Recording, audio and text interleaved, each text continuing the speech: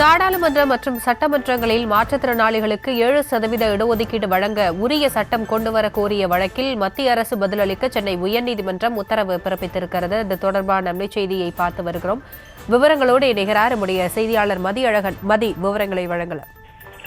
கள்ளக்குறிச்சி மாவட்டம் கனியாமூரை சேர்ந்த மாற்றுத்திறனாளியான கே மணிவண்ணன் என்பவர் சென்னை உயர்நீதிமன்றத்தில் மனு ஒன்றை தாக்கல் செய்திருக்கிறார். அதில் 2011ஆம் ஆண்டு மக்கள் தொகை கணக்கெடுப்பின்படி 2,68,00,000 மாற்றுத்திறனாளிகள் நாட்டில் இருப்பதாக மத்திய அரசினுடைய புள்ளி விவரங்கள் கூறுவதாகவும், மாற்றுத்திறனாளிகளுக்கு முறையான கல்வி, உயர்கல்வி, அரசு வேலைவாய்ப்பு ஆகியவற்றில் 4% இடஒதுக்கீடு வழங்கியும் முறையாக கிடைக்கப் பெறவில்லை என மனுவில் தெரிவிக்கப்பட்டுள்ளது.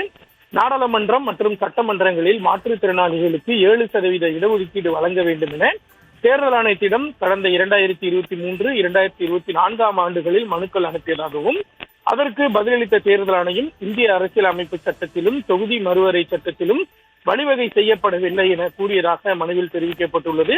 நாடாளுமன்றம் மற்றும் சட்டமன்றங்களில் மாற்றுத்திறனாளிகளுக்கு இடஒதுக்கீடு வழங்கும் வகையில் சட்டம் கொண்டுவர மத்திய அரசுக்கு உத்தரவிட வேண்டும் எனவும் மனுவில் கோரிக்கை வைக்கப்பட்டுள்ளது.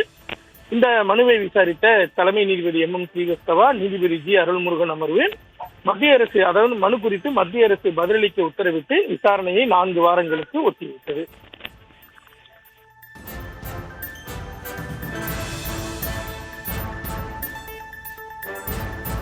விவரங்களுக்கு நன்றி மதியழகன்.